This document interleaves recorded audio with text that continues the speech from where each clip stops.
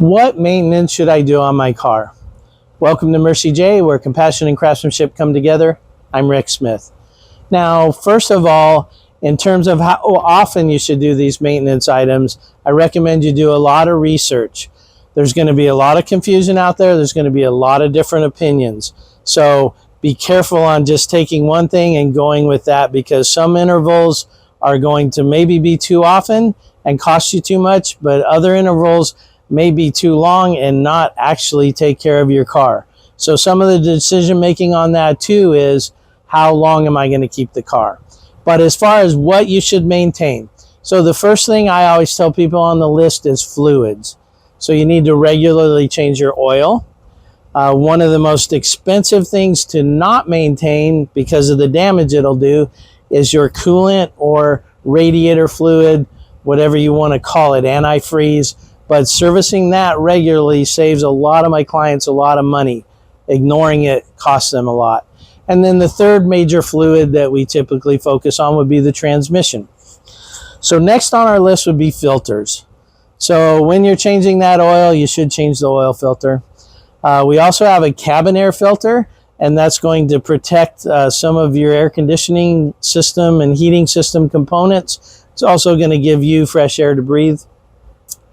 And then we have the engine air filter. And here in the desert, the cabin air and the engine air filters, they should probably be done about once a year, about every 15,000 miles, because we have a lot of dust particles that they filter out.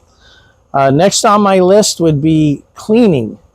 So we have carbon that can build up in the engine. So that should be cleaned out on a fairly frequent basis, and that's going to depend partially on what type of injection you have.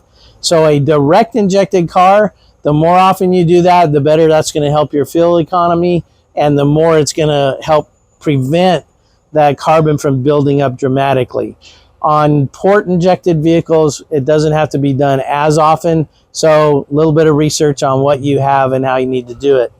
The other thing that makes a pretty big difference is having your car actually detailed, because it seems like if you keep your car really clean, you will tend to drive it a little more gently, so it'll last longer, and also make you feel a little bit better about owning the car. You'll actually like it a little bit more. Next on my list is I would put tires. So we want to, on a fairly regular basis, do alignments to make sure that we don't wear those tires. We want to regularly inspect the suspension to make sure that nothing's worn that can wear our tires. And then lastly, we want to rotate our tires on a regular basis so that they wear evenly and we get as long a life out of them as possible. So those are kind of the basic things. We also have on some vehicles differentials and transfer cases and some other gear train components. Those don't get serviced as often, so they can get ignored sometimes.